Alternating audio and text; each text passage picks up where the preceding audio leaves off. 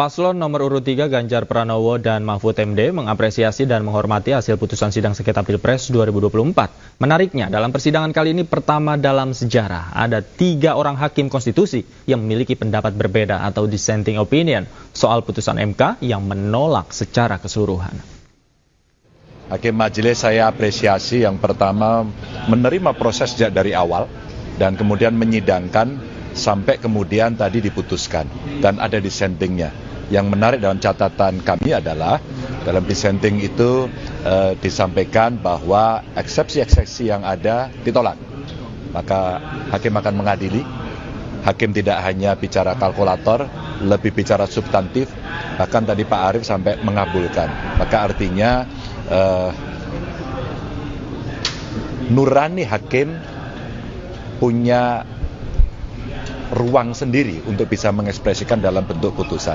Dan saya kira ini adalah... Ya begini, tadi sudah disampaikan oleh Pak Ganjar. Yang pertama, proses hukum tentang pemilu ini sudah selesai. Tentang Pilpres, tidak ada upaya hukum lagi. Karena keputusan tentang hasil Pilpres itu harus melalui Mahkamah Konstitusi. Kalau tidak ada perkara, Mahkamah Konstitusi memberitahu ke KPU bahwa tidak ada perkara, itu namanya konfirmasi. Kalau ada perkara, hasilnya vonis, dan vonisnya hari ini. Oleh sebab itu ya kami menerima demi keadaban hukum, ya.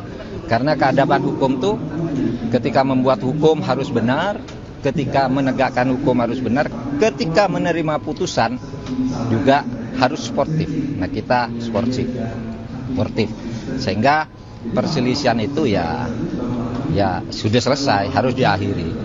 Kalau dikaitkan dengan kaidah agama di dalam usul fikih itu disebutkan begini, hukmul hakim yarfa'ul khilaf. Keputusan hakim itu menyelesaikan sengketa. Kamu suka atau tidak suka harus diikuti putusan hakim. Dan kita ikut dalil itu. Mau berjuang terus ada jalurnya sudah. Nah, kalau yang politik saya tidak tahu. Tapi perjuangan yang sudah dilakukan selama ini sudah menghadirkan saksi-saksi dan lain sebagainya, Bapak. Oh banyak, puas kan saya sebelum ke MK kan saya sudah bilang sidang di MK ini adalah teater hukum dunia.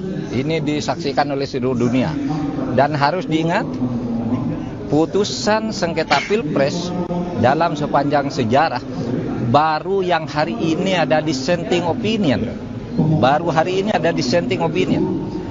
Sejak dulu tidak pernah boleh ada dissenting opinion. Karena biasanya hakim itu berembuk. Karena ini menyangkut jabatan orang, kita harus sama. Dirembuk sampai sama. Nah, ini mungkin tidak bisa disamakan sehingga ada dissenting. Ini pertama dalam sejarah perjalanan Mahkamah Konstitusi. Terserah Kak. Iya, terserah kamu aja, terserah kamu. Saya hanya mengatakan itu catatan sejarah. Oke, cukup ya.